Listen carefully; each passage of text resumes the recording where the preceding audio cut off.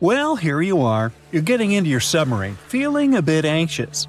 You're going to descend hundreds of feet underwater to explore the ocean floor. So many things can go wrong. Technical issues, insane water pressure, dangerous marine monsters, mysterious eerie sounds. Wait, what? Eerie sounds so deep underwater? Yep, a strange humming noise is coming from the ocean depths. What makes it even creepier is that it only appears during dusk and dawn. This noise might act as a dinner bell, since it's likely to have a connection to massive groups of sea creatures moving up and down through the water to feed. But so far, it's just a theory. Using highly sensitive underwater microphones, researchers recorded a mysterious low-frequency hum at depths of 660 to 3,300 feet. The sound wasn't very loud, just 3 to 6 decibels above the usual ocean background noise. For comparison, when someone is whispering in a quiet library, the sound reaches 30 decibels. The underwater noise also had a puzzling or humming quality. The weirdest thing? Despite their efforts, the researchers couldn't pinpoint a single species responsible for the sound. The noise originates in a region known as the Twilight zone of the ocean. This region is dark and doesn't have many nutrients, with no sunlight for photosynthesis. Life here relies on organic debris falling from above, such as deceased organisms or waste material. At the same time, while it may sound barren, the Twilight Zone is far from empty. A 2015 study estimated that up to 90% of the world's fish could live in this zone, including many undiscovered species. Now, back to the mysterious noise. The researchers believe the sound may be linked to the vertical migration of small marine creatures like fish, shrimp, and squid. These animals move upward toward the surface at sunset to feed on plankton and nutrients, using darkness to avoid predators. At sunrise, they return to the depths to hide. This migration, which is one of the largest animal movements on Earth, involves billions of organisms and occurs daily. Scientists suspect that the strange hum might occur during this migration, as a way for the creatures to communicate or coordinate their movements. It might also serve as a signal to indicate when it's safe for a group to go to the surface and feed. If some animals indeed use the hum to communicate, it could help us understand deep-sea life better. The Twilight Zone has always been considered a quiet environment, but such a discovery hints at complex social behaviors and interactions among its inhabitants. But it's not only the ocean that produces bizarre sounds. Earth is humming non-stop too. Unfortunately, you can't hear this soundtrack. This hum isn't from earthquakes. It's produced by subtle ongoing vibrations in the planet's crust. They're too faint for us to feel and can only be detectable with special equipment. Scientists have long known about this phenomenon called free oscillation and have recorded this persistent hum. Earthquakes are the most noticeable ground movements. According to the U.S. Geological Survey, Earth experiences about 500,000 earthquakes every year. Of those, only 100,000 are strong enough to be felt, and around 100 cause noticeable damage. But in the quieter moments between earthquakes, the planet is still constantly vibrating with smaller, unnoticeable movements. Unlike the sudden jolts of earthquakes, this hum is steady and uniform, and it's a byproduct of microseismic activity. Seismometers, tools used to record ground vibrations, can detect this sound anywhere on land. For years, researchers have been debating the origins of this hum. Some thought it came from ocean waves reaching deep into the seafloor. Others believed it was caused by colliding waves on the ocean's surface. By 2015, scientists had confirmed that both factors contributed to Earth's constant vibration. And although this hum has been recorded on land, now we also have much clearer, more detailed underwater recordings. To study the hum, researchers used spherical seismometers on the seafloor in the Indian Ocean near an island east of Madagascar. Between September 2012 and November 2013, they placed 57 freefall seismometers across a 772 square mile area. These devices are designed to sink into the ocean floor and record even the faintest vibrations. Over the course of the 11-month study, the team filtered out noise from ocean waves and seafloor currents. They got clear, consistent signals of Earth's hum, with peaks at frequencies between 2.9 and 4.5 MHz, far below the range of human hearing, which starts at 20 Hz. The discovery of Earth's hum from the ocean floor is more than just a scientific curiosity. It gives researchers a new way to study how energy moves through the planet's crust and mantle.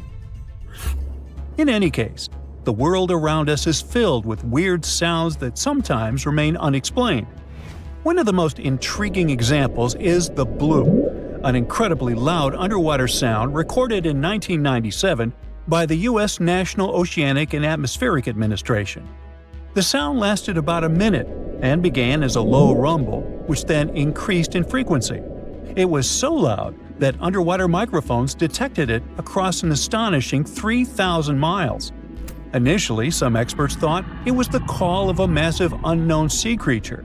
However, NOAA later determined that the source likely had been the calving of icebergs, when giant pieces of Antarctic glaciers had been breaking off and crashing into the sea. The sound, known as Julia, a strange cooing noise, could have been produced by an iceberg scraping along the ocean floor. Another sound, dubbed train, due to its resemblance to the sound of train wheels on a track, likely originated in Antarctica's Ross Sea. Then there is upsweep, a recurring seasonal scratchy noise detected in the Pacific Ocean since 1991. Despite years of research, its exact cause remains unclear. The underwater world also has bizarre sounds that can be described as choirs of fish. Scientists studying marine life off the coast of Port Hedland in Western Australia discovered that many fish species sing in synchronized choruses at dawn and dusk, much like birds. Over 18 months, researchers recorded tons of sounds, including foghorn-like calls from black jewelfish and rhythmic ba-ba-ba sounds from batfish. These fish songs, which often involve repetitive calls that overlap in large groups, are especially important for breeding, feeding, and territorial behavior. Deeper in the ocean, NOAA researchers also explored the sounds of the Challenger Deep, the deepest part of the Mariana Trench. They used a titanium-encased microphone that managed to survive the crushing pressure, over 1,000 times the atmospheric pressure at sea level. Over 23 days, the recorder captured loads of noises, from the haunting songs of whales to the rumble of distant earthquakes. Now, we've already figured out that the ocean is filled with strange sounds, but you can also hear weird noises above ground. One of the most puzzling is the hum, a low-pitched noise reported by people in specific areas, such as Taos, New Mexico, or Bristol, England. The sound is often described as a faint engine-like drone, and its source remains a mystery. Some researchers think it might be a psychological phenomenon, where people focus on subtle background sounds they might otherwise ignore. In any case, no definitive answer has been found yet. Geological formations can sing too. Utah's Rainbow Bridge, a massive 300-foot-high sandstone arch, vibrates like a guitar string when exposed to sounds, distant earthquakes, or waves near Lake Powell. Scientists have studied its frequencies to understand how such vibrations could affect the bridge's stability over time. Interestingly, visitors to the Rainbow Bridge have reported hearing faint humming sounds too. The skies also have their own eerie noises. For centuries, people in polar regions have described faint sizzling, popping, and cracking sounds, accompanying auroras. A Finnish researcher made the first known recordings of these sounds and traced their origin to electrical discharges in the lower atmosphere, about 230 feet above the ground. These charges, caused by magnetic storms fueling auroras, produce faint sounds during calm and clear nights. Other natural phenomena, such as icebergs grinding against the seafloor or volcanic activity on the ocean floor, produce groans, rumbles, and crackling sounds that scientists study to learn about glacial movements and underwater geological activity. I myself produced many unusual sounds and rumbles, but, that's a subject for another video, or my next annual review. So, a mysterious discovery was made deep in the Red Sea, the so-called death pools. Woo, that's scary. In 2020, researchers embarked on a dive into the Red Sea. The mission spot was in the Gulf of Aqaba, between Saudi Arabia and Egypt. Near the end of their expedition, as they ventured deeper into the darkening waters, they noticed some strange seaweed floating above the seafloor. They decided to use a remotely operated vehicle and investigate it. Suddenly, they discovered these strange, motionless lakes of water within the sea. These are called brine pools. They're basically pockets of salty water deep on the ocean floor. And when I say salty, I mean it. Sometimes they're up to 8 times saltier than the ocean water itself. Mysteriously, they don't mix well with the surroundings. They formed millions of years ago, sometime during the Miocene epoch, back when weird creatures roamed the earth, like me, and deeply buried mineral deposits dissolved into the water. The largest pool spans about 170,000 square feet. Meanwhile, 3 smaller ones are under 107 square feet each. At first, this discovery didn't seem that scary. But here's why they're so horrifying. Not only are they disgustingly salty, they also lack oxygen. Now hold on a sec, isn't that normal for something that's underwater? Well, it turns out the Earth's waters are full of oxygen, and at least half of this element on our planet comes from the oceans. Just like plants on land, marine plants such as phytoplankton, seaweed, and algae munch on sunlight and produce oxygen through photosynthesis. They release lots of it into the surroundings. Marine life then eats half of it, so only about a quarter of the oxygen that we breathe actually comes from the oceans. Just like us, sea creatures need this element to survive. Without it, they can't breathe and support their metabolism to live. That's why these pools are super dangerous for most of them. It's like a puddle of thick syrup for bugs. When they get in, the poor things immediately suffocate and pass away. Which is why the pools are surrounded by a graveyard of marine animals. But let's see how these things can exist in the first place. Have you ever tried making ice cubes from salty water? Spoiler, it's pretty hard. When you add salt, the water gets harder than usual to freeze, a phenomenon that has a funny name, freezing point depression. Oh, that's because salt interferes with the hydrogen bonds between water molecules. As it finally freezes, stuff like particles, dirt, or dissolved salts get pushed out to the sides. As a result, the salt's kind of squeezed out of the ice crystals and gets trapped near the edges in small bubbles or pockets. Something similar happens in the ocean when seawater starts freezing under super cold polar caps. The salt doesn't freeze with the water. Instead, it gets pushed out, forming a super salty cold liquid, the brine. And then it sinks down to the ocean floor. On a large scale, all this process also helps currents to form. Despite being so dangerous, the pools are still full of microbial life, because microbes couldn't care less, they'll survive anywhere. There are literally thick mats of them in the brines. There are also some salt-loving creatures, like shrimps and eels, hovering around the pool's edges.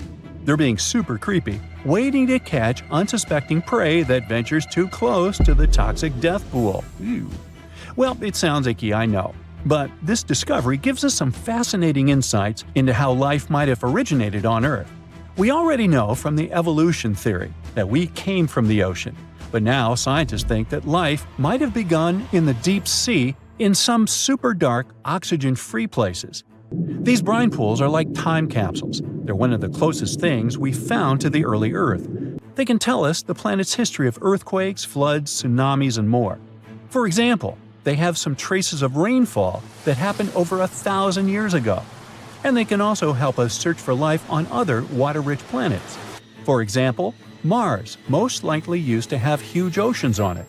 Now, NASA scientists want to send a special instrument called HABIT for a special red planet mission to study things similar to our brine pools. This will tell us more about how life appears and survives in the universe. There is lots of unexplored fascinating stuff like this in the Red Sea. That's why scientists conducted the so-called Decade Expedition and spent around 5 months exploring the place. This expedition was launched by the National Center for Wildlife. They made so many remarkable discoveries that now we've got 77 new research papers. For example, they found over 10 blue holes, incredible underwater sinkholes that host unique ecosystems. They also learned that dolphins can use those blue holes to protect their young from predators. Scientists also found traces of great white sharks, a creepy community of deep-sea lanternfish living in low oxygen conditions, and even a new coral species. It's the most resilient deep-sea corals that also vibe just fine without oxygen, like microbes we mentioned. Speaking of which, research also showed us some new ancient thermal vents and large blobs of microbial formations near Farasand Island. Now, can you believe that with all that, we only explored 5% of the ocean? It's divided into several layers based on depth. Each layer becomes darker and more isolated from sunlight as we go deeper. The places that no sunlight can reach are terrifying. Now, the fun, cute layer with dolphins and turtles is called the epipelagic or sunlight zone. It's so tiny, but even this layer is about 650 feet deep. Then we have the mesopelagic or twilight zone.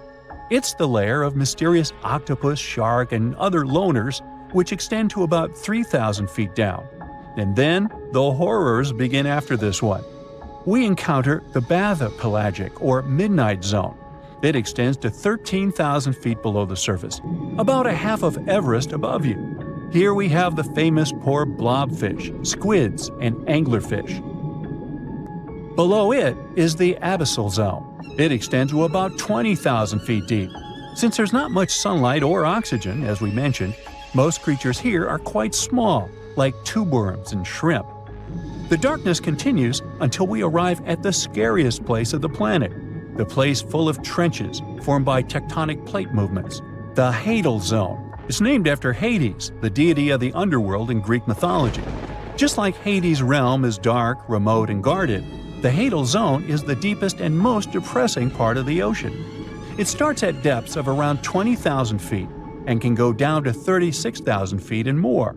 The famous Mariana Trench also belongs to this zone. Only 3 people in history have ever explored these depths in person, making it one of the least explored and most mysterious places on our planet. However, despite crazy high pressure, near freezing temperatures, and complete darkness, there are still things who manage to survive here. Guys like amphipods, which are critters who feed on dead material sinking from above, and the Hadal snailfish, which lives as deep as 27,000 feet. So scientists used to assume that if there's no sunlight, there wouldn't be that much oxygen around. But one day, a research team decided to measure the levels of oxygen in one of those deep zones. Surprisingly, the levels were super high. They checked the equipment thinking that it was malfunctioning, but nope, all the sensors showed the same thing. Turns out the oxygen was somehow generated by rocks. These small potato-sized rocks on the seafloor are called polymetallic nodules. They're rich in metals like copper, nickel, and cobalt, and they're basically like small batteries. When you put a battery in salt water, it can produce bubbles of gas, a process called electrolysis. In the same way, these rocks create tiny electric currents, which are powerful enough to produce the same gases, splitting water molecules into hydrogen and oxygen. It's the first time we saw oxygen being produced by some non-living minerals. This is what scientists now call dark oxygen. It turned out that about half of large marine species, or megafauna, were living just on dark oxygen alone. All these discoveries are reshaping our understanding of where and how life could evolve. It means that we might be able to find life on other planets or satellites with low oxygen conditions, like Enceladus and Europa, the moons of Jupiter and Saturn, and they have large bodies of frozen water on them. Wow! So imagine stumbling upon a creature so huge it could dwarf even the largest known marine animals today. Scientists discovered the fossils of this beast on England's coast and believe it once ruled the waves. The new species was named Ichthyotitan severnensis, but thankfully for me, scientists nicknamed it the Little Stock Monster. Its estimated lengths range from 72 to 85 feet long, almost as big as a blue whale. Megalodon can't even compare to this. It was only about 60 feet long. And what's crazy is that this fossil we found wasn't even an adult, so who knows what their actual size was. The first piece of the Little Stock Monster was discovered in 2016 in the Westbury Formation. Researchers found a 3-foot-long jaw part that belonged to an unknown species. For years, this single fragment had been driving them crazy because they had no idea what that animal was. Then, in 2020, a miracle happened, of sorts. A father with his 11-year-old daughter found the second piece of fossil on a beach. This discovery led to more findings. Finally, in 2022, the last piece of the literal jaw puzzle was found, buried along the Somerset coast. This leviathan belonged to the Shastasaurid family.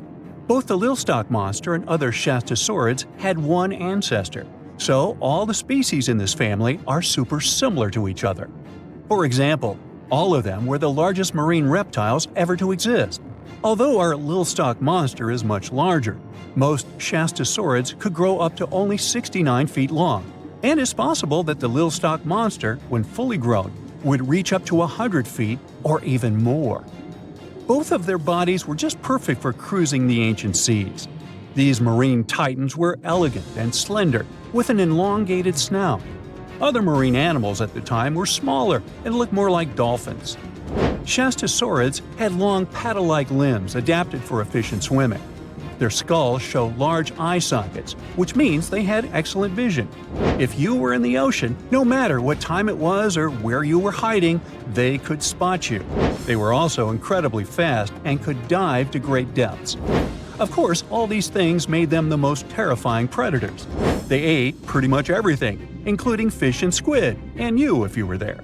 They probably captured their prey like whales, opened their huge mouths, and literally sucked the fish in. What made the Lilstock monster especially scary is that it wins in the jaw competition. For other Shastasaurids, their jaws were a bit weaker, so they hunted smaller fish, kind of like today's orcas. They required vast amounts of food. This shows us that the Earth's Triassic oceans had rich, productive food webs. But the Lilstock monster has this unique feature. It could open its jaw almost 90 degrees upwards.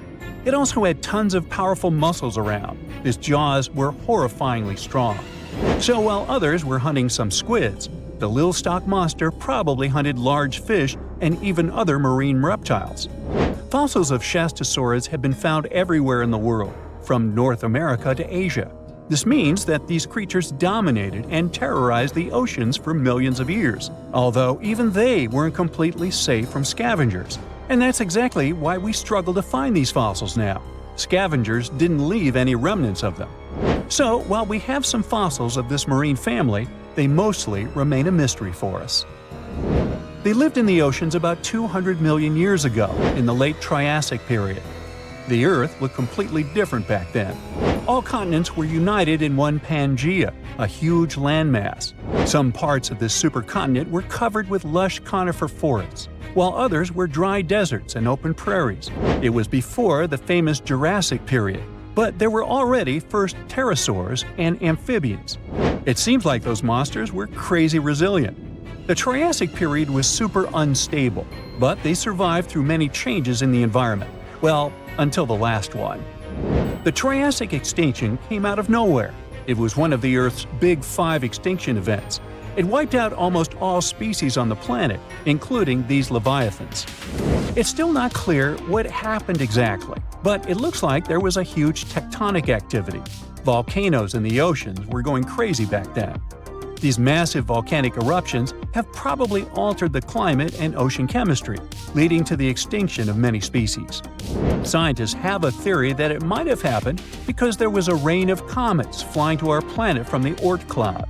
This likely happens about every 200 million years or so. I wasn't around then, so I'm just guessing here. In any case, after the extinction, the Earth took some time to recover. Then it entered the famous Jurassic period. More terrifying sea monsters were on the way. One of them left us a colossal skull. This fossil is 150 million years old, and it also belonged to a sea beast from Jurassic times. They called it the Sea Rex. The name is very fitting. This monster could have broken a car in half with one bite. It was also discovered accidentally. A fossil enthusiast was walking along the Jurassic coast. This place is famous for having tons of ancient fossils, all because of the erosion in stormy weather. Typically, people find small spiral fossils here. However, this time, he discovered a giant sea monster fossil. Excited, he contacted scientists. They arrived at the spot right away and then had to carefully climb down a cliff to search for the rest of the skull. This fragment alone is 6.5 feet long. Turns out it's a newly discovered species of pliosaurs, giant predators of the ancient seas. Pliosaurs were among the largest marine predators ever. Some of them grew up to 40 feet long. They used their huge teeth to snatch and devour prey, including other reptiles. Well, at least those creatures are far gone. But what about the horrors that still live in our oceans? Recently, biologists discovered the world's longest animal, the one that's still alive to this day. They found it off Australia's coast, on the Gascoyne coast, a very mysterious and unexplored place. There, underwater vehicles stumbled upon a frightening 150-foot-long siphonophore. That's twice as long as many blue whales and 3 times as long as a humpback whale. Doesn't it kind of look like one of those toy string worms? But this creature isn't friendly at all. It's a string-like deep-sea predator. What's even more scary is that this isn't actually one creature. It's a colony of small clones working together as one. Basically, collective consciousness. Ooh, Borg. Together, they stretch out like a single long string in the water.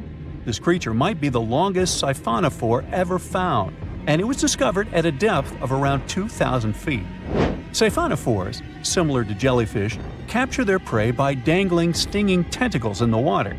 When their tentacles touch small crustaceans and fish, they get paralyzed, and then they're reeled up to the colony's body. Expeditions to Western Australia's underwater canyons were definitely worth it. Together with that siphonophore, scientists have discovered up to 30 potential new marine species. Among them were a new octopus or squid, a long-tailed sea cucumber, glass sponges, and giant hyroids, colonies of animals resembling upside-down jellyfish. None of them have been seen before in Australia. But most of them weren't as scary as the one that was recently discovered in the Gulf of Mexico. This creature is straight out of a sci-fi thriller, a 26-foot-long manga pinna squid or bigfin squid. It was discovered near an offshore oil rig at a depth of more than 7,800 feet. It has incredibly long elastic tentacles, which can be 15 to 20 times longer than its body. It holds them at right angles to its body, making it look even creepier, almost as if it has elbows. And yes, it's another deep-sea predator. These 10 tentacles probably help the squid trap their prey and drag it onto the seafloor. We barely know anything about this extraterrestrial-looking creature because they're very hard to find and study. And if you think their tentacles are awful, just check out these creatures with 20 arms. This thing looks like a facehugger. This new species is lurking in the frozen depths of Antarctica. Experts were searching for cryptic sea animals known as Promachocrinus, or Antarctic feather stars. They're kind of similar to starfish and sea cucumbers, but have an otherworldly appearance and can live up to 6,500 feet below the surface. It's called the Antarctic strawberry feather star. Despite its pretty name, its appearance is anything but cute. It has a bizarre strawberry-like body from which 20 spindly arms branch off. Its coloring ranges from purple to dark reddish, and the arms all have different lengths and thickness. Who knows how many more of such scary creatures we'll discover in the future? There are plenty of fish in the sea. Some of them look totally like Nemo or Dory. Then there's the butterfly fish and fancy guppy, which is indeed really fancy. And then there's... what on earth is that? I would definitely not pay for a diving experience to see this guy. The anglerfish has the unofficial title of the ugliest animal in the world, but I wouldn't dare to break that news to it. There are more than 200 species of anglerfish currently swimming somewhere in the gloomy depths of the Atlantic and Antarctic oceans, up to a mile below the surface. Some of them prefer different living conditions, the shallow tropical environments.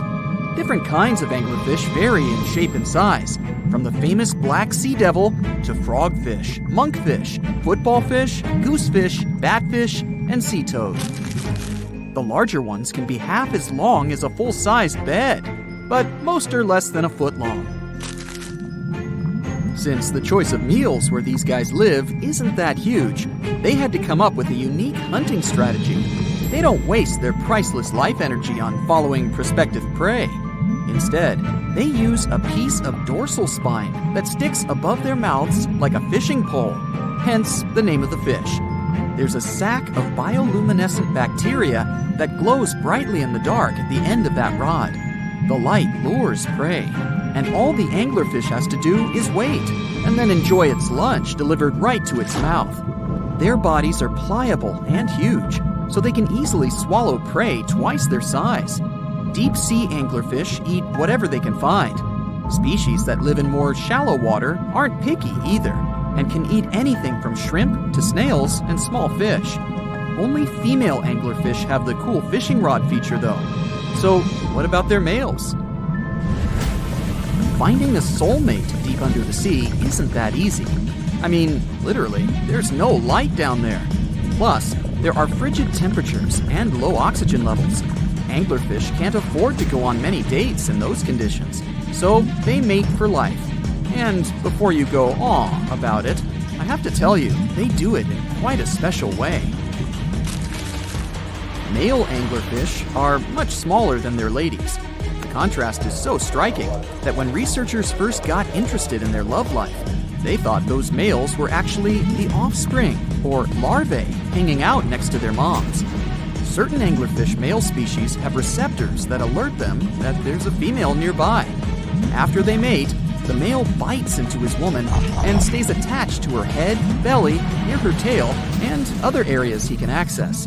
While they morph together forever, the female fish gets the male's cells, DNA, and reproductive organs, but loses her immune response cells.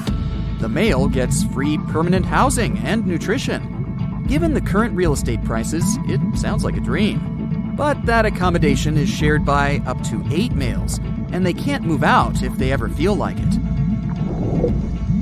You're unlikely to meet this deep-sea fish in real life, but if you meet an anglerfish in your favorite video game, remember that you can easily outswim it and make it kinder to you with tranquilizing arrows.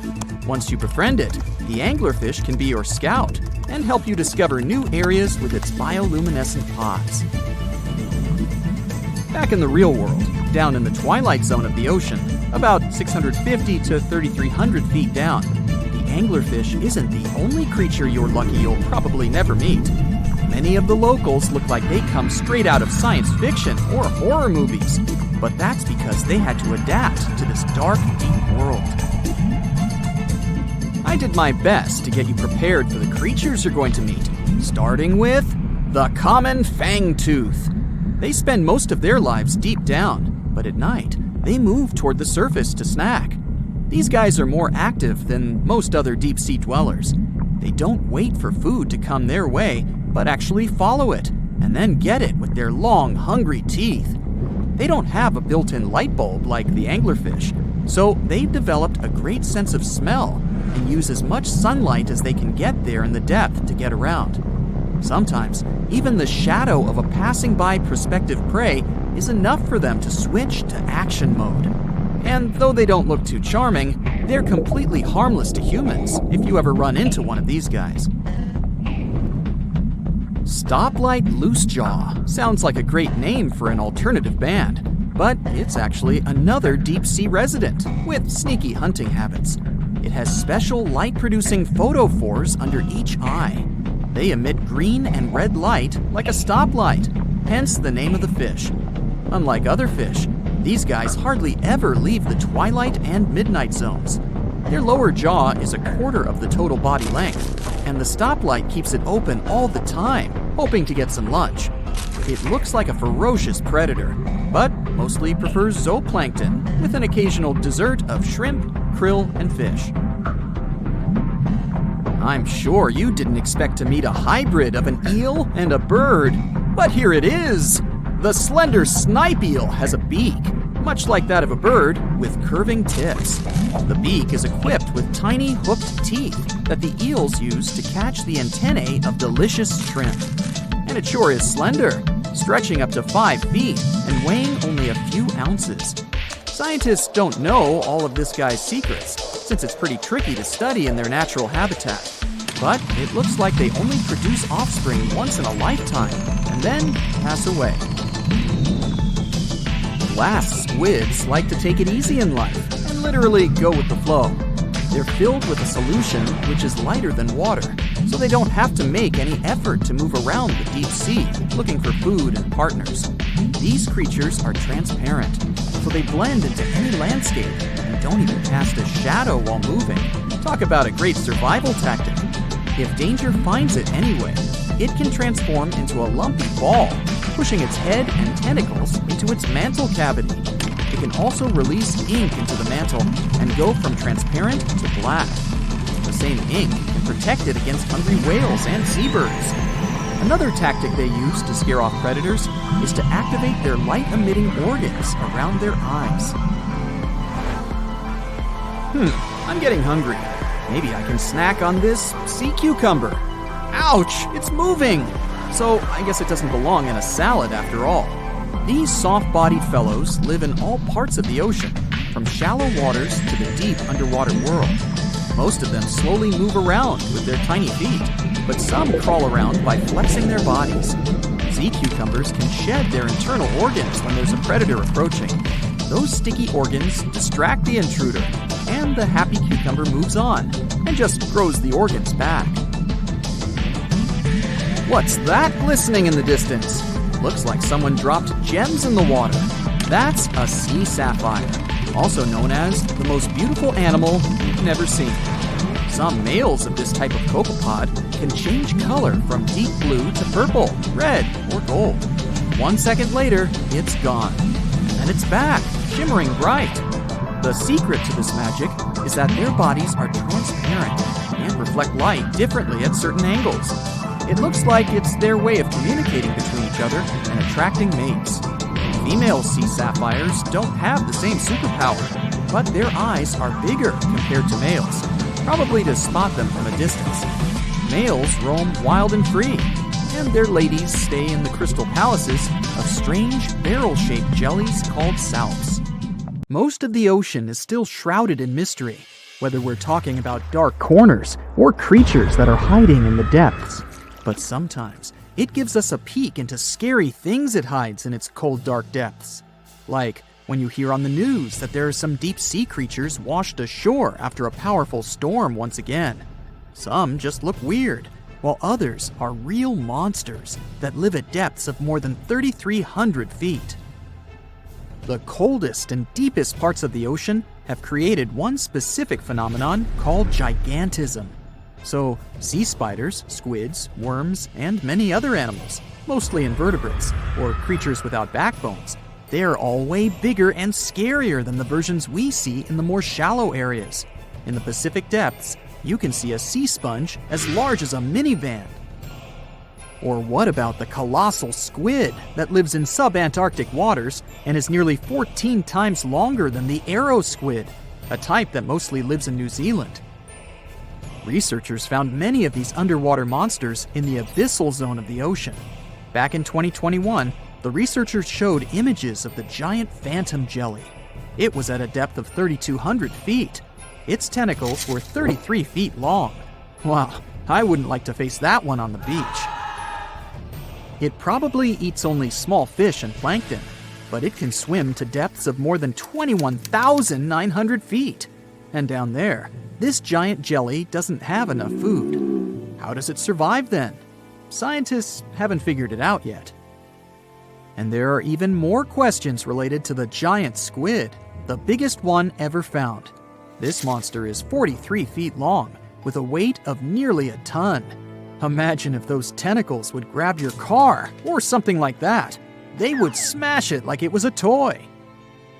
There's no light in the abyssal zone. Sun rays just can't penetrate that deep. So there's no algae or underwater plants there. Local animals mostly eat snow. Marine snow is not like the regular one you build a snowman with. It consists of any small flakes or remains that fall from the surface of the ocean. Maybe even some leftovers that animals up there couldn't eat. So it's not much. But apparently, it's enough for very large creatures that hide deep down there, like giant squids. Squids that generally live at such depths don't bother going after their prey. They just wait until the poor animal swims right up to their long tentacles and falls into a trap. It may not be the best method ever, because not many animals will even swim into these dark, cold parts, but it's the method that saves energy. A giant squid eats only 1 ounce of fish daily, which is approximately 45 calories. That's nearly 50 times fewer calories than an average person should eat per day. So when a squid gets 1 fish, it saves it for a couple of days. I hope giant squids won't get the idea to go to the surface and look for food when there's not enough of it in the abyssal zone. And I hope even more that giant Greenland sharks won't get that same idea. You can find them at depths of up to 7,200 feet. They're twice as slow as we usually walk. They swim at a speed of 1.12 feet per second. Their slowness is part of the energy-saving mechanism that creatures down there need to survive. But they can speed up in the form of short bursts when they need to catch prey. But they kinda change their diet from predator to scavenger, considering their environment. There will be more leftovers falling from the surface than animals to go after. Greenland sharks grow just 0.4 inches per year, and they're mostly 20 feet long, which means they live for a very long time, sometimes up to 400 years. They also have a slow metabolism, and that's one of the main factors for their long life, too. Greenland sharks like to spend their time in cold waters. They're adapted to that, since their tissues have specific chemical compounds that prevent the forming of ice crystals all over their body. That means they have some sort of natural antifreeze. So what makes them so big? Scientists are still not sure, but some theories try to explain it. There's this thing called Kleiber's rule that says bigger animals tend to be more efficient. Just take a small fish and compare it to a whale with a mass hundreds of times bigger. The whale has a greater metabolism. It conserves energy more efficiently and loses less of it to the surroundings through heat. Moving on, bigger animals can ingest bigger prey. They're more likely to go through tough issues in their environment or defend themselves from predators going after them. Also, the body gets bigger when temperatures are lower. The Greenland shark is a perfect example. So are giant sea spiders. Sea spiders are generally common, and you find some very small ones at 0.04 inches. But in deeper parts of the Antarctic, they become 3-foot-long giants. They grow so big because the cold water has more oxygen. That way, more of it diffuses into the animal's body, and that allows it to grow bigger. Yeah, both as a creature and a nightmare. And how about this giant tube worm? Researchers found it accidentally while they were exploring the mysteries of the Pacific Ocean floor. They stumbled upon unusual hydrothermal vents. Volcanic heat is a thing that gets them going. As water seeps down through faults or cracks in the rock, these vents change their direction. When the water gets out of the vent, it's rich in different minerals and chemicals. Most animals wouldn't survive being around this toxic soup of chemicals, but not these tube worms. They came as a true surprise, because not only are they not bothered by these toxic vents and the almost boiling temperature of the water, but they developed entire ecosystems there. They're unique because they don't need sunlight to survive. Instead, small bacteria are their main source of energy. That bacteria gets their energy directly from these toxic chemicals. So it's not photosynthesis, but a process called chemosynthesis. And these tube worms don't have mouths. These bacteria live inside them. Strange story, huh?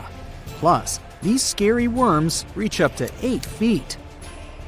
Giant isopods are no better either. They lurk at the depths of the ocean of 1,640 feet or more below, far away from the sunlight, looking like some monstrous wood lice. They spend most of their time on the seabed, hoping to find some food falling from higher levels of the ocean. Check out their small hooked claws at the ends of their legs. Isopods use them to remain more stable while moving around the ocean floor. Since there's no light, they have long antennae that help them feel their way around. These sensory antennas are about half the length of their body. Giant isopods have pretty big eyes compared to their body size, too. They can grow over 12 inches from head to tail. And these fellas are really patient. Remember how we said animals down there rarely get food? Sometimes they need to wait for years to get a proper meal. That's why their metabolism is amazingly slow. 5 years later. They can go for 5 years without eating anything. Imagine that. I get hungry just talking about this. In 2006, a biologist did research to compare the differences between the shallows and the deep sea regions. He realized the deep sea mirrors the island rule. First, isolated parts of land develop biodiversity you won't find anywhere else.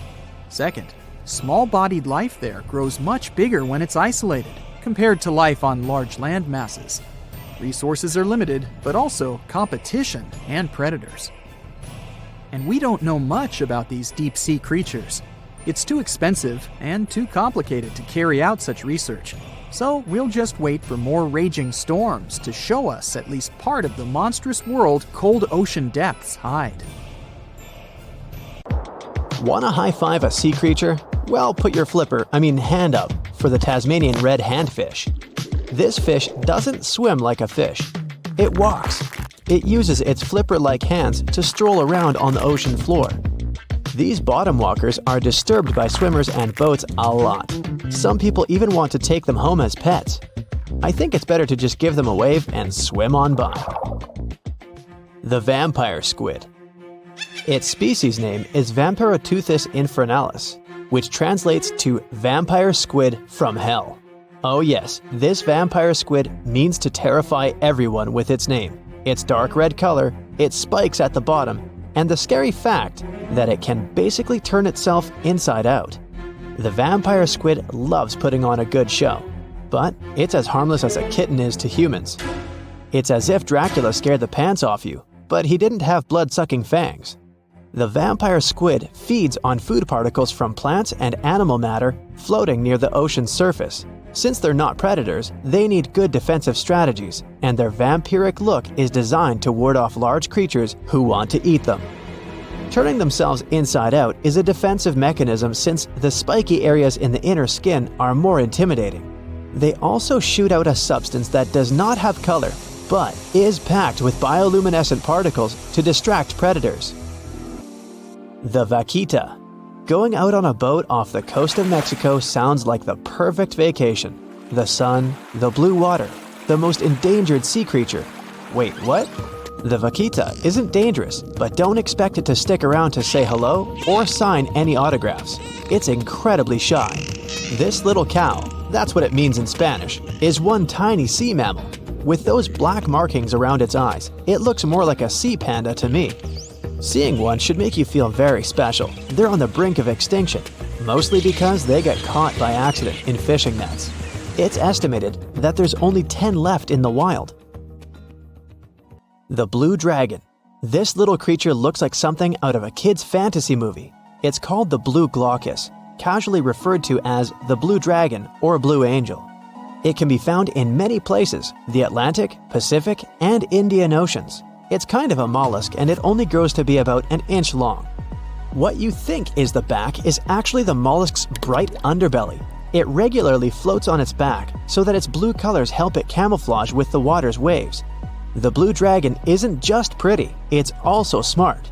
It usually feasts on Portuguese man-o'-wars, also known as Physalia physalis. The blue dragon stores their stinging cells for later use, in essence, stealing their defensive mechanisms. When the blue dragon is threatened, it releases those stinging cells it stored, directing them at an enemy to sting them with more power than the Portuguese man-o'-war would have been capable of. As they can store a huge amount of stinging cells, they can be a threat to humans. So, if you find one, don't pick it up. It's best to admire it from a distance. The barrel-eye fish. If you ever wanted to have Superman's X-ray vision, looking at the barrel-eye fish will make you feel like you gained that superpower at some point in your life without even realizing it. The barrel eye has a transparent head, so you can see how their eyes and brain look inside. This magnificent creature lives in the deep sea. This is the lowest level of the ocean, where strange creatures roam in near-freezing temperatures and constant darkness. They're exposed to water's pressure that's almost 1,000 times that of the surface. If the idea of the deep sea sends a shiver down your spine, stay tuned to learn about another of its creatures later on. The barrel-eye fish can be found in the Atlantic, Pacific, and Indian Oceans. You might be wondering, why oh why would a fish have a see-through head? And that would be a fair question. Since the species was discovered in 1939, it was believed that the fish's eyes were set to see straight ahead and couldn't move. So it was assumed that they had tunnel vision. Scientists Bruce Robinson and Kim Reisenbichler from the Monterey Bay Aquarium Research Institute recently discovered that the fish can move its eyes vertically to see through the top of its translucent head, thus noticing if there are predators or prey nearby. The transparent head also allows more light to enter so they can detect prey better. It's believed that the barrel-eye fish eats jellyfish and small fish species. If you dive in the ocean at night, you might be lucky enough to see how orange ball corallomorph blooms in the dark. But make sure to be quick because as soon as you turn on your flashlight to take a good look, it will retract its tubes back into itself. The megalodon. The whale shark isn't the biggest shark known to humans. If the entire shark species were a kingdom, the prehistoric megalodon would be the ruler of the sea. Megalodon roamed the ocean a long time ago. About 15.9 to 2.6 million years back between the early Miocene and late Pliocene eras. While they've long been extinct, people are still amazed to learn about these gigantic sea beasts. Megalodon could reach anywhere between 45 feet to 60 feet in length with jaws more than 6 feet wide. A fossil of a tooth that once belonged to a megalodon measured at 7 inches. Needless to say, I'm pretty stoked that these guys have long been extinct. But there's still some adventurers out there hoping to meet this monster one day. The Dumbo octopus. This adorable creature, or creepy creature, or however you want to see it, is officially called Grimpoteuthis. More casually, it's referred to as the Dumbo octopus, named after the Disney character. Though Dumbo, the elephant, not the octopus, was teased for his big ears, it's highly unlikely that this adorable octopus gets teased by its water neighbors. They are the deepest living octopuses, living in the deep sea, and you know how scary that place is. They're only about 8 inches tall and spend their days hovering just above the seafloor eating snails, worms, and other food they find in the current or near ocean vents. There are nearly 17 species of Dumbo octopus, and they all have differences in height, color, and body parts. If you can't get enough strange animals, you'll be glad to learn that the deep sea has barely been explored by humans. So keep an eye out. There are bound to be more fascinating animals discovered in the deep in the future. The sea angel. These creatures might look and sound pretty cute, but their diet is far from sunshine and lollipops. Their favorite food are sea butterflies. They lay mucus traps for them and wait in ambush. The squat anemone shrimp. This shrimp is tiny, only 0.5 inches. It's also known as a dancer shrimp because of its peculiar behavior. When agitated, it raises its bottom above its head and does a little dance. Divers also say it readily jumps on their hands and cleans them. The coconut crab. This guy may look pretty creepy, especially when the sun goes down. Mature coconut crabs are around 3 feet in length. Their preferred foods are coconuts, but they can also hunt down lizards and even large birds. The slender snipe eel. Slender snipe eel is a slim and long creature that's still a mystery for marine scientists. It's 4 feet long and it has at least 750 bones in its spine, which is much more than any other animal in the world. The sea pen. Sea pen is 7 feet long and it has a lot of varieties, but most of them look indeed like a pen or a quill. The similarity is even more striking when the animal has a water-filled bulb that anchors it to the floor. The Persian carpet flatworm. This creature looks indeed like a carpet, despite being very small by comparison. It's only 4 inches long, able to become both male and female. It doesn't really mate with other flatworms. Rather, it fights them for the right to bear posterity.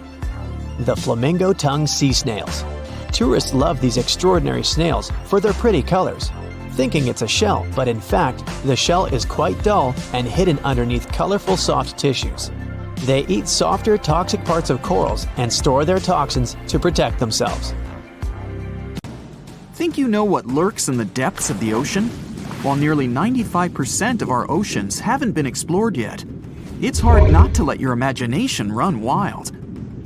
But thanks to brave explorers, deep-sea cameras, and awesome archaeologists, we do know about some pretty incredible sea creatures living in our waters today, and millions of years ago.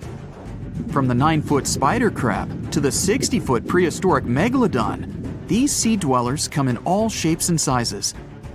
But let's focus on sea creatures famous for their huge size. Can you guess which living species of whale is the largest? Well, it's not the orca, but that's a good guess. The orca is a toothed whale that can grow to anywhere from 23 feet to 32 feet, which is slightly smaller than a school bus. How about the narwhal? Nope, they're not the biggest either. These unicorns of the sea live mainly in Arctic waters and only grow 13 feet to 20 feet in length, and that's including their 9-foot tusk. Tired of guessing? Okay, I give in. The largest whale that still exists today is the blue whale. At a jaw-dropping 82 feet to 105 feet, the blue whale is not only the biggest whale we know of, but is currently the largest animal to have ever lived on Earth. Seriously. These animals are bigger than a T-Rex, and even the prehistoric megalodon. If you were to put a blue whale next to a school bus, it would look like it could swallow it. Think about that. According to National Geographic, a blue whale's tongue can weigh the same as an elephant. And their hearts can weigh as much as a car. That doesn't even sound possible. It's no wonder these giants need to eat about 4 tons of krill every day. While there aren't too many animals living today that can compete with the blue whale's epic proportions, there is an entirely different species that is a good contender, and it's not quite what you would expect. It's a jellyfish. No, I'm not talking about the little jellyfish that wash up on the shore and ruin a perfectly good day at the beach. I'm referring to the lion's mane jellyfish, the biggest jellyfish around. This invertebrate can grow up to 120 feet long. They also come in different gorgeous colors like red, purple, or even shades of orange. As if their length wasn't impressive, the lion's mane jellyfish boast a whopping 8 sets of 70 to 150 tentacles. That means they can have up to 1,200 in total. And here's the giant oceanic manta ray, the largest type of ray in the world. Their wingspan can be longer than a bus. These guys can reach 30 feet in length. They also have the biggest brain compared to body size among all fish. Unlike their stingray cousins, mantas don't have venomous tails. And while the lion's mane jellyfish and the blue whale are yet to be beaten for the longest sea creature, there is one marine creature that can grow even larger in length. The Portuguese Physalia physalis, tentacles and all, can reach a length of 165 feet long, and that's according to mentalfloss.com. While this thing may look a lot like a jellyfish, it's actually known as a siphonophore, and there are hundreds and sometimes thousands of them that are genetically identical. Their long tentacles help the organism catch prey, and its sting is fatal to most animals, even humans in some cases. What's even creepier is that if one of the tentacles comes off the organism for whatever reason, it can float around the water for days before decomposing. Even if it's detached, this tentacle can still sting you. But don't go running out of the ocean just yet. Your chances of being hurt by a Portuguese Physalia physalis sting are pretty slim. However, if you do get stung, the side effects aren't pretty, with welts, stomach cramps, an elevated heart rate, and an upset stomach. While you don't want to go anywhere near these long creatures, they sure are pretty to look at. Check out all those colors. The Shastasaurus is the biggest marine reptile that has ever existed. These predators lived during the late Triassic period, about 210 million years ago. These amazing giants could reach lengths of up to 69 feet and weighed more than 75 tons. This made the Shastasaurus as heavy as a blue whale. And if you could stand this creature up vertically, it'd be as tall as a 7-story building. Despite appearances, the Shastasaurus was actually pretty slim for its size. Its ribcage was only 6 feet across. You'd think that this big guy was chowing down on other dinosaurs, but that's not the case at all. This reptile survived on a diet that consisted of small fish and cephalopods, like octopuses and squids. The Albertonectes is a bright representative of the plesiosaur family, meaning that this marine reptile had a small head on an incredibly long neck and large flipper-like limbs that helped it move through the water. These creatures occupied the seas around North America 76 to 70 million years ago. The length of this sea monster could reach 38 feet, with its neck taking up 23 feet of that length. Its neck was a true record breaker. It had a whopping 76 bones in it. No other animal known to humankind has had so many vertebrae in its neck. Scientists aren't sure why they needed such a lengthy neck. They might have used it to collect shellfish off the seabed, or perhaps it helped them capture their main prey, fish and squids. This aquatic reptile also had gastroliths in its stomachs. Some of them were as big as 5.5 inches in diameter. The Tylosaurus belonged to the mosasaur family. It dominated the shallow seas of North America about 85 to 80 million years ago. This was an enormous predator, with the biggest representatives reaching 45 feet in length. It had a narrow hydrodynamic body with a blunt, powerful head that the animal used to ram and stun its prey. Its body was equipped with agile flippers and a long tail decorated with a maneuverable fin. The Tylosaurus was a carnivore, and its diet included not only fish, turtles, and small sharks, but also other mosasaurs, plesiosaurs, and flightless birds. Meet Ophthalmosaurus. This prehistoric reptile thrived during the late Jurassic period and lived in oceans all over the world. Ophthalmosaurus weighed somewhere around 6,000 pounds and grew to approximately 16 feet long, according to newdinosaurs.com. That's about the same length as the beluga whale that exists today. It's too bad these guys went extinct before we had a chance to see them ourselves, as their cartoonish wide eyes and dolphin-like features are pretty darn cute. Of course, the Ophthalmosaurus evolved over time to become ophthalmologists, or eye doctors that we know today. No, that's just a lie. Just testing you. The Mosasaurus is a truly gigantic predator that dominated the seas all over the world about 66 million years ago. According to fossil evidence, some specimens could be more than 50 feet in length. This fact makes the Mosasaurus the biggest marine carnivore of its time. One of the most terrifying things about this creature was its crocodile-like head, decorated with literally hundreds of razor-sharp teeth, neatly organized in 2 rows on both jaws. The thing is that it was pretty challenging for the Mosasaurus to grab its prey in the water. That's why it had all these teeth, plus something special: pterygoid teeth anchored to the bones on the roof of its mouth. This made hunting and holding onto its prey much easier. The Styxosaurus belonged to the plesiosaur family and lived during the late Cretaceous period, around 85 to 70 million years ago. Upon first glance at this dinosaur, you might mistake it for a sea snake, and it'd be an honest mistake. Styxosauruses were about 35 feet in length, but over 16 feet of that consisted just of their long snake-like neck. They had a comparatively small body and weighed approximately 4 tons. Their mouths were full of razor-sharp cone-shaped teeth that they used to catch fish. They didn't need to chew their prey, thanks to the 200 small stones called gastroliths in their bellies that probably aided in digestion.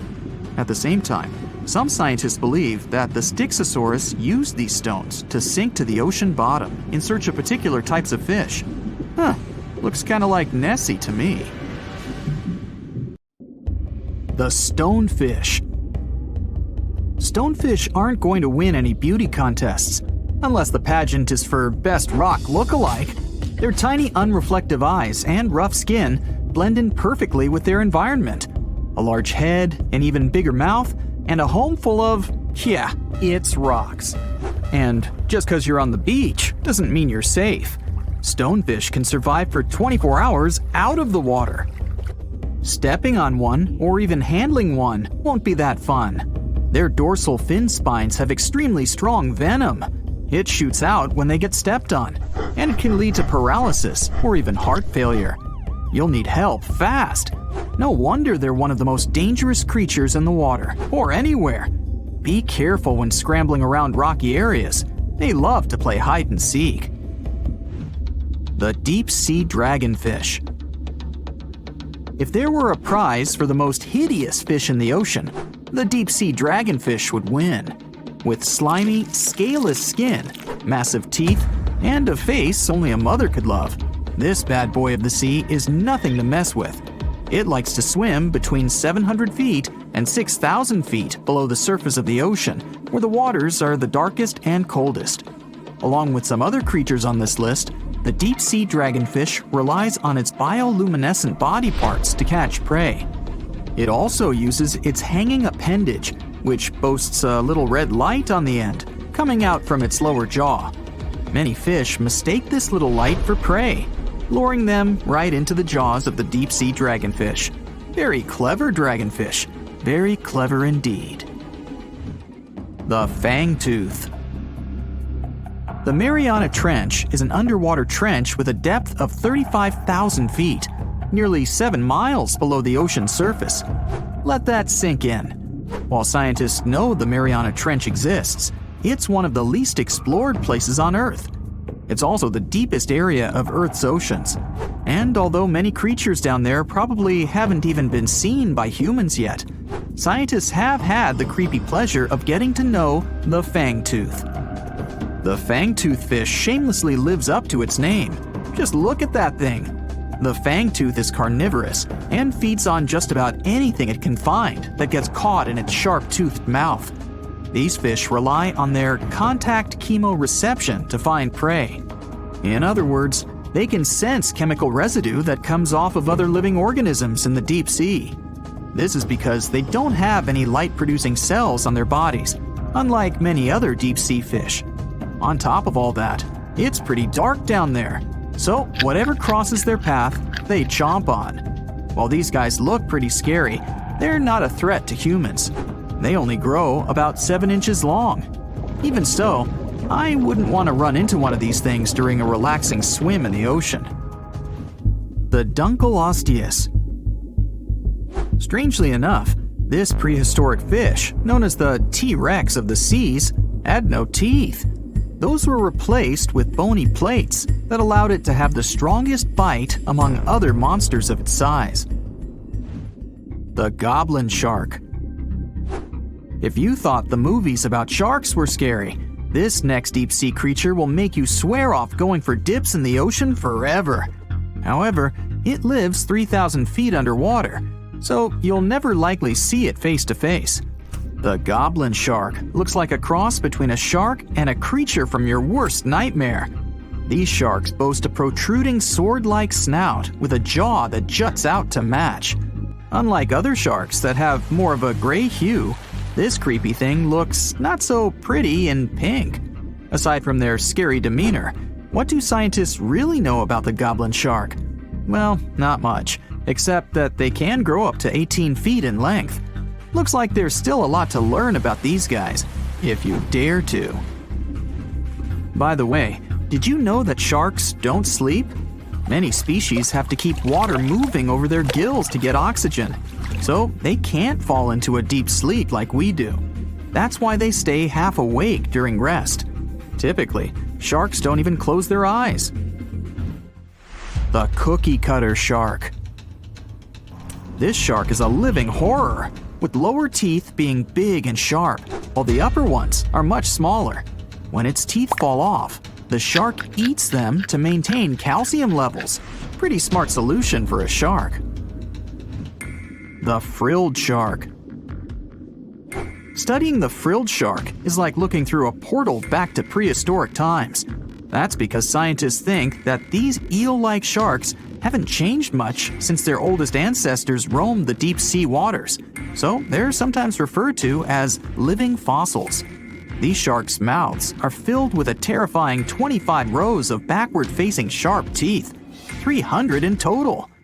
They're designed to grasp prey and hold them tight so they can't get away, according to early studies of the shark conducted in 1884 and published in the Bulletin of the Essex Institute. Luckily for swimmers, the frilled sharks live between 390 feet and 4,200 feet below the ocean's surface, so they'll probably never run into them. Probably. This is probably the worst nightmare of any dentist. The Northern Stargazer. Take a look at this cutie. The Northern Stargazer is definitely not something you'd wish to see on the ocean floor. This horrid creature hides its body under the sand, leaving its face above to wait for prey. The Tasseled Wobbegong. Here's another carpet shark on our list. It lies low on the bottom of the sea and patiently waits for its prey to come by. The Australian Ghost Shark. The Australian ghost shark isn't really even a shark, but a very bony fish. It's also a living fossil. It hasn't changed within the last 400 million years. Believe it or not, sharks and humans have a common ancestor that lived around 440 million years ago. Even though we both evolved in our own way, there are still some signs of that connection. For example, the genome of an elephant shark is very similar to humans. The Leopleurodon. This list of terrifying creatures would be incomplete without mentioning the terrifying and prehistoric Leopleurodon. This carnivorous marine reptile existed during the Colovian stage of the Middle Jurassic era and ruled the waters at 9 feet in length. Scientists believe Leopleurodon thrived in this deep-sea trench because of its ability to swim long distances and its 4 paddle-like limbs. While they probably weren't able to propel themselves toward prey like other animals of the area, they did manage to accelerate and attack very ruthlessly and efficiently. Additionally, they relied on their long snouts to smell prey, which leads scientists to believe they didn't rely on sight for hunting. This means they could have thrived in the dark Mariana Trench. Around 150 million years ago, Leopleurodon became extinct due to competition for prey against other thriving marine reptiles. And I think I speak for all of us when I say, thank goodness for that. Considering that scientists have only explored 5% of the ocean floor and found some of the scariest sea creatures imaginable, one can only dream of what other animals reside in the deep sea waters. Perhaps it's best to keep them in your imagination. Am I right? The megamouth shark. This shark is a filter feeder, and it's friendly to humans, although its huge mouth can look quite threatening. Like basking sharks, it swims with its mouth constantly wide open, as if it were on Twitter. The gulper eel. This deep-sea eel has an easily distended belly that allows it to swallow prey twice its size in a single monstrous bite. They have very unusual jaw shapes and can reach about 2 to 3 feet in length. Do you see that large log near the ocean floor? Maybe it's part of an old ship. Treasure, gold, diamonds, I'm rich! Well, as you get closer, you notice something. It's swimming! It's not a shark or a dolphin, it's a saltwater crocodile! Now don't panic. If you bump into one of these reptiles in the sea, it's unlikely it'll think of you as food. Crocodiles have a special valve in their throat that stops them from drowning underwater, but that doesn't mean they can't bite. Usually, they're heading to a nearby island, and the quickest way there is to body surf. They can't really take the ferry, you know. Watching one from a distance should be okay. Just don't swim to shore right away. They love to ambush their lunch in shallow water. If there's one time I'd want to see a great white shark, it's when I'm diving with crocodiles. They'll gladly take a crocodile-sized nibble, given the right motivation. It looks like a prehistoric creature that came from the time of dinosaurs. This scary beast is called the basking shark. It can grow up to 39 feet. People have only reported 3 of them in the past 160 years. The last sighting was in 2015, and before that, about 80 years ago. These sharks sometimes rise to the surface to filter out small animals, such as shrimps and other small crustaceans, when they want to have a nice, tasty seafood dinner. But when there isn't enough grub at the surface, They go down to the depths of almost 3,300 feet, where they tend to stay for months, which is something researchers discovered using satellite tags. Tag, you're it! Now, basking sharks like to spend their time in more temperate waters, but they can migrate long distances. They live across the globe, but in warm tropical or subtropical areas, they won't go near the surface because they're not fans of high temperatures. The lion's mane jellyfish is not that rare, but it's fascinating how large it is. It's the biggest among jellyfish species and the longest animal. Its total length can reach 120 feet. That's approximately 23 feet more than the longest blue whale scientists know about. The jellyfish has around 70 to 150 tentacles, and they all contain huge amounts of neurotoxins that can seriously harm you if you come in contact with the animal. But people don't usually come across this type of jellyfish because it rarely lives near the coast, preferring the open ocean. Generally, you can find the lion's mane jellyfish no deeper than 65 feet below the surface, where it dines on small fishes, zooplankton, and some other types of jellyfish. It uses its tentacles to catch its value meal. Hey, you want fries with that? The giant phantom jelly comes out of the darkness and depths of the ocean's midnight zone. Its sun hat-shaped bell reaches over 3 feet across. This bell trails 4 ribbon-like mouth arms that can be up to 33 feet long. This quite rare creature uses its mouth arms to catch unfortunate animals swimming around and not knowing what's coming for them. Giant phantom jelly propels itself through the water with periodic pulses coming from its orange head. It glows faintly and mysteriously in the pitch-black depths. It lives across the globe in all the oceans except for the Arctic. I'm guessing it's too cold. Because of its odd shape, people often call the oarfish the dragonfish or sea serpent. It's about 26 feet long, which makes it the longest bony fish we know about, and lives at depths of 3,300 feet. Oarfish spend most of their time in the deep, dark parts of the open ocean in tropical and subtropical areas. They almost never come to the surface, unless, invited.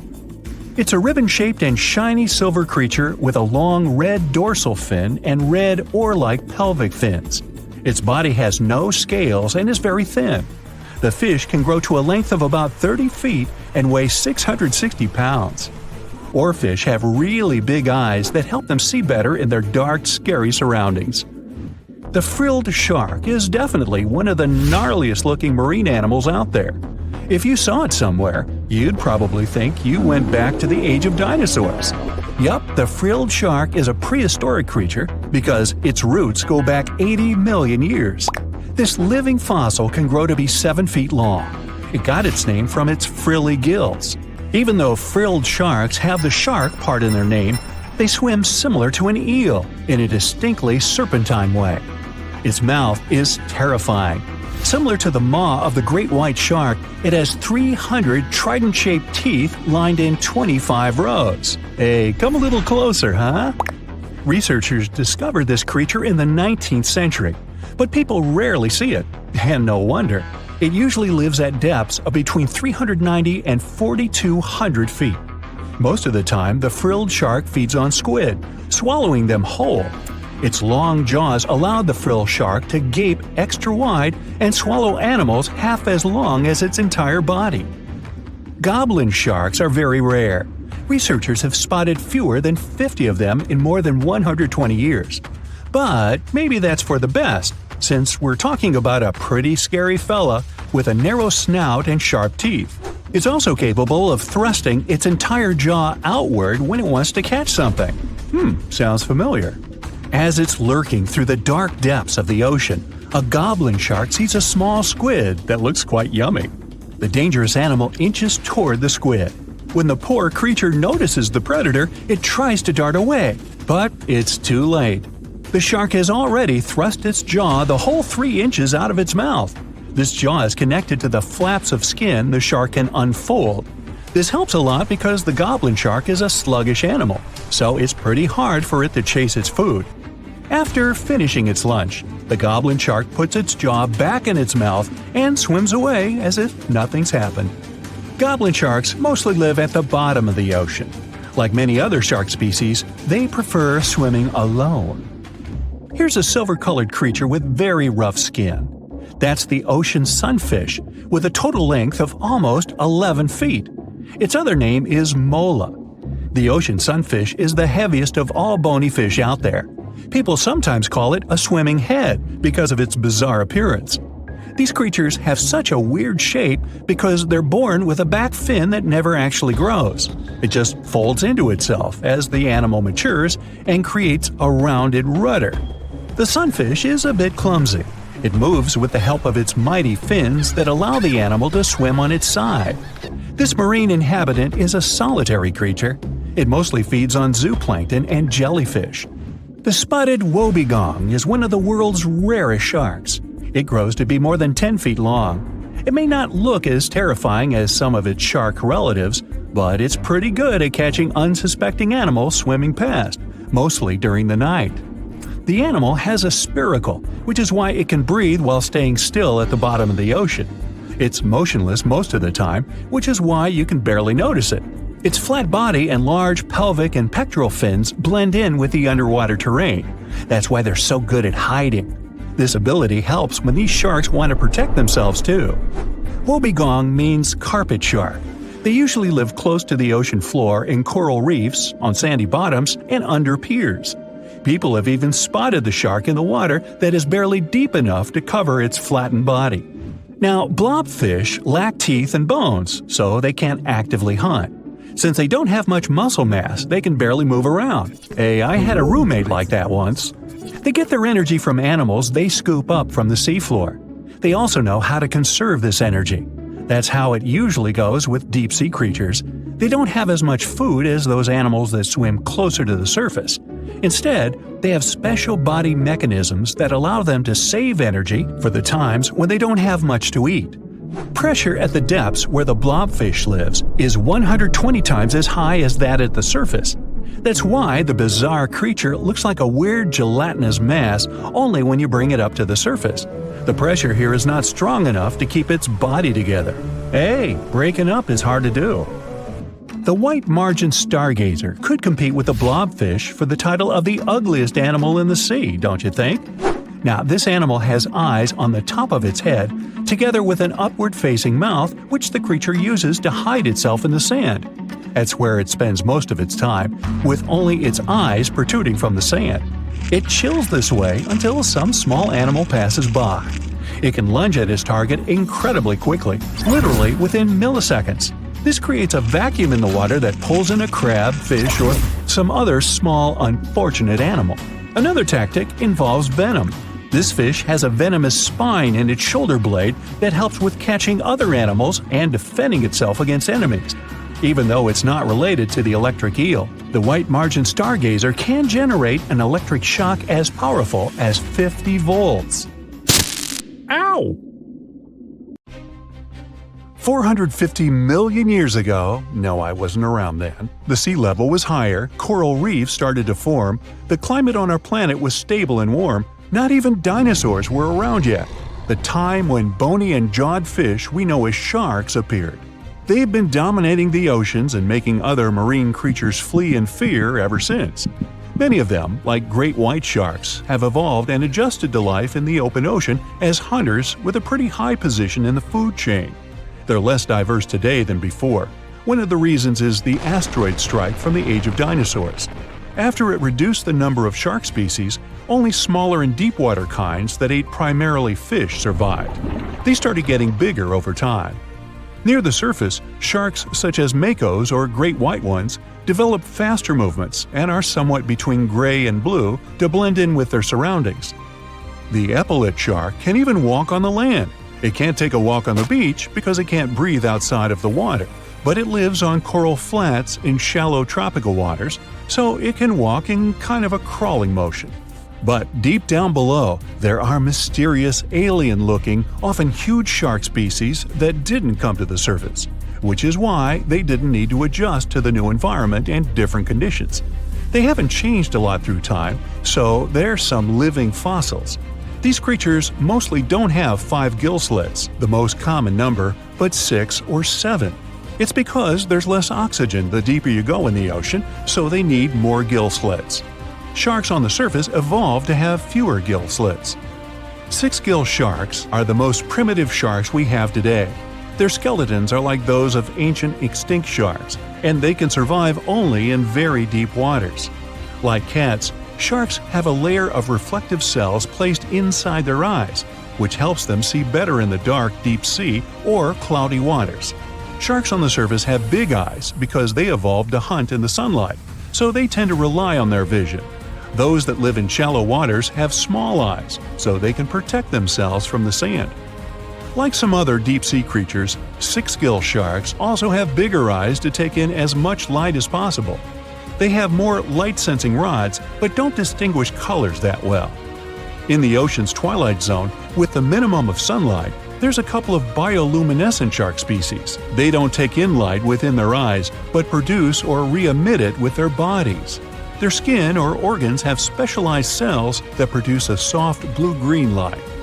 Deep-sea creatures that produce their own light do that to attract their prey, deter animals from going after them, or, scientists think, communicate with each other. It can even help them to camouflage. They do it by hiding their silhouettes from animals going after them. They produce enough light to match their surroundings. The biggest luminous underwater creature is the kitefin shark, found swimming 980 feet below sea level, preying on groundfish or smaller sharks. It can grow almost 6 feet long and lives 3,200 feet below sea level. Deep-sea sharks are also bigger than those on the surface. The Greenland shark can grow up to 24 feet long, bigger than a great white. There's a thing called deep-sea gigantism. Creatures in nutrient-poor depths of the ocean grow bigger because, that way, they lose less energy as heat. The Greenland shark lives its life in slow motion. It has a slow metabolism and can go very long periods without food. With their slow pace, they evolved to live up to 500 years at depths of 7,200 feet.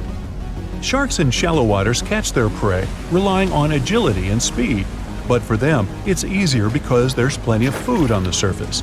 Deep-sea sharks, with less food and slower life rhythm, had to develop a different style. They're more opportunistic, definitely not picky, and don't care if their future meal is alive or not. Frilled shark, another living fossil from the darkest depths, hasn't evolved much through time, and they're one of the last of their kind, with all of their relatives already gone extinct.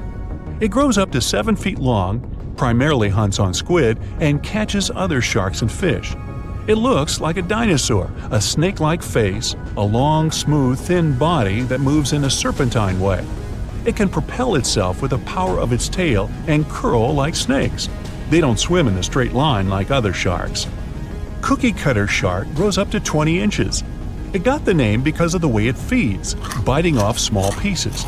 It's a parasite creature, which means it feeds off bigger animals but leaves them alive. They have sharp teeth and sometimes even swallow those that fall off on purpose. Some researchers think it could be because they live in the depths that are nutrient poor. If they swallow the teeth, they could recycle calcium and other material from it. Prickly shark is a rare and unusual creature with many thorn-like denticles and 2 small dorsal fins. It lives mostly in the depths of the Pacific region up to 1,900 feet. Ghost sharks are not even real sharks, but fish closely related to them and rays. They have big pectoral and pelvic fins, 2 dorsal fins, pretty big eyes, and unlike their cousins, have a single external gill opening. Ghost sharks have slender tails and can grow up to 80 inches, silver to blackish color.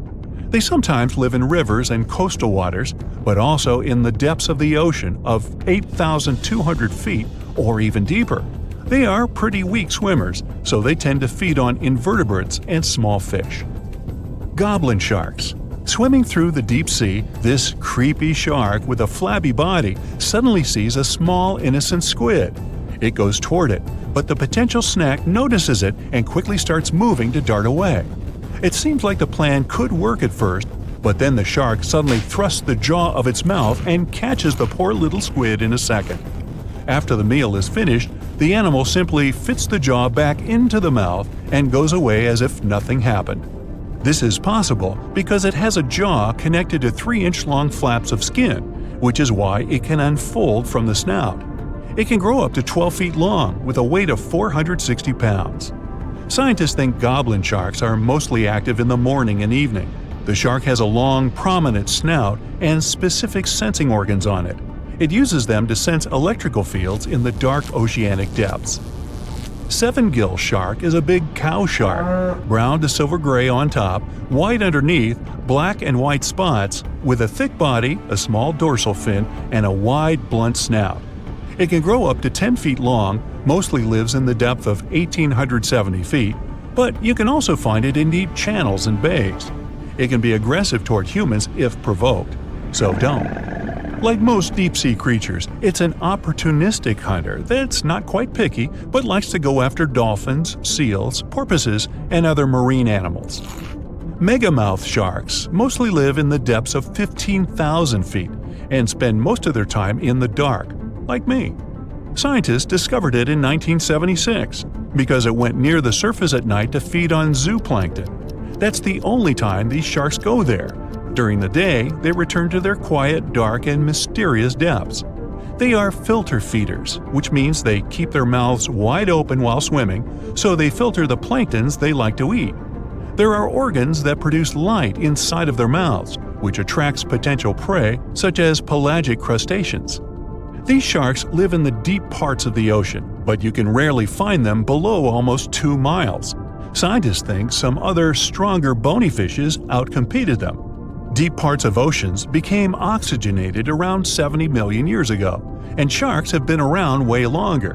But bony fishes adjusted and adapted efficient ways to use oxygen, while sharks were slow with adaptations, so they lost. Also, oceanic depths are way colder, which is challenging for fish and the rest of cold-blooded animals because the speed of their metabolism widely depends upon the external temperature.